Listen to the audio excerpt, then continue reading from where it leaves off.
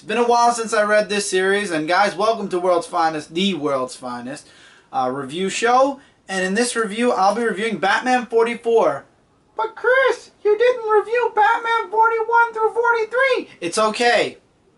This book is a standalone, in the middle of a story arc book that is supposed to give us a background on Mr. Bloom.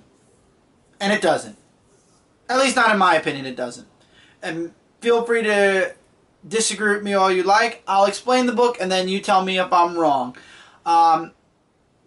There will be spoilers, but again, this is a story that takes place right after 0 year. So I'm giving you guys that little bit of a spoiler in advance if you do not want spoilers. For this book, I'm going to give it because it's really just a origin kind of deal. So if you do not want to hear spoilers, put this video on your watch later list. Check out the book and then come back. But if I were you guys, I would definitely wait and hear the stuff that's in this book because it has a $5 price tag. Is it worth your $5? Find out. So, the book opens up right after 0 year, and this kid is found dead in a cornfield or a field outside of Gotham. And the kid was shot 4 times, but it looks like he died from a very high fall. And this is when Bruce Batman, right after 0 year, is kind of still coming into being Batman. And basically, he is trying to find this guy's killer. And the guy's name, by the way, is Peter Duggio. And throughout the whole book, Batman is slowly putting pieces of the puzzle together. That he went to Penguin because his father got really sick and laid up. And he wanted Penguin to buy his father's store. So this way this rivaling gang didn't get it. But it turns out Penguin did buy it and then gave it to the gang as kind of a peace offering. So the gang and him would kind of get along. So Batman's jumping from Penguin, now he jumps to the gang. And the gang says that they didn't shoot him, that he kind of went a little ballistic and ran off. And then you got Batman chasing other people, trying to figure out where the heck, who killed him. Because you still don't know who threw him off of a helicopter or a blimp or whatever to kill him.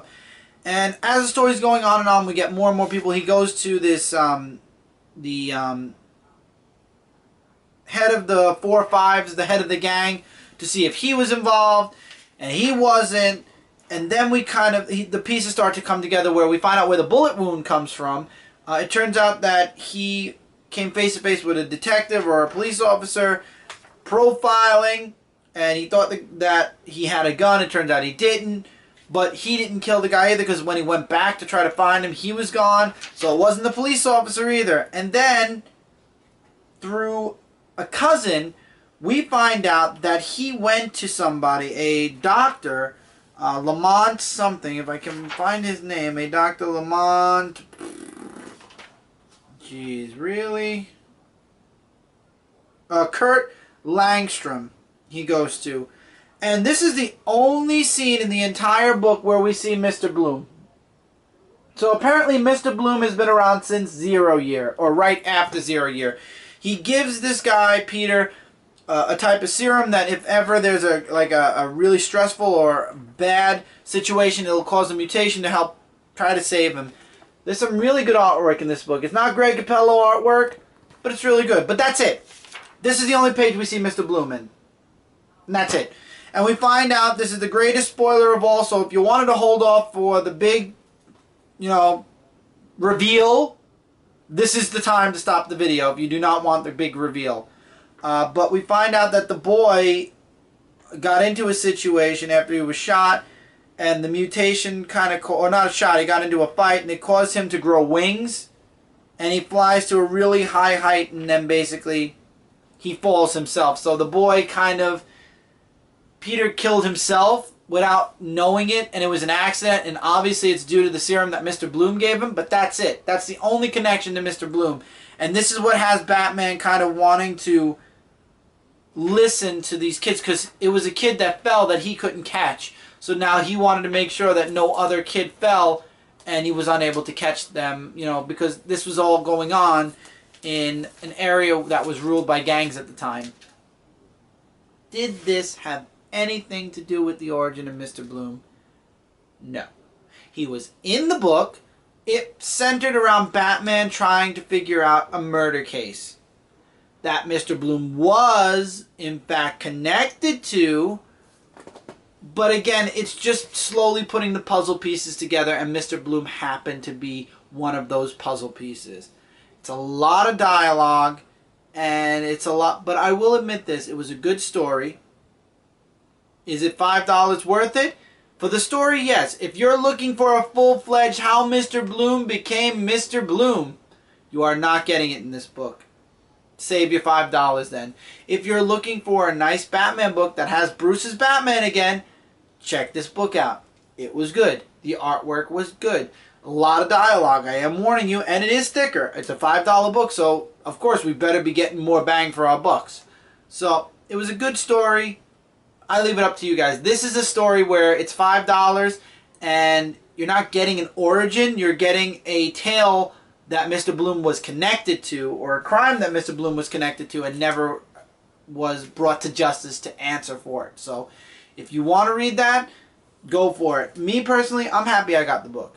Scott Snyder writes a very good Batman book. I will say that. And will I be reviewing 41 through 43? Yes. That review should be sometime this weekend because I do want to catch up to Batman, so when issue 45 comes out, at least I'll be caught up with the present day story that 45 will be continuing. But it was a nice book. Batman 45 was a very nice book. I leave it up to you guys, though. I can't recommend or not recommend it because it was good. So with that, that's it for this review, guys. Feel free to leave in the comments below your thoughts on Batman 44. Not Batman the series. I have to catch up on that, but Batman 44. Feel free to let me know what you guys thought of it. Also, while you're down there in the description, there's some really great links connected to this channel, connected to ComicFrontline.com, Zone4Podcast.com, and the Under Construction FGZ.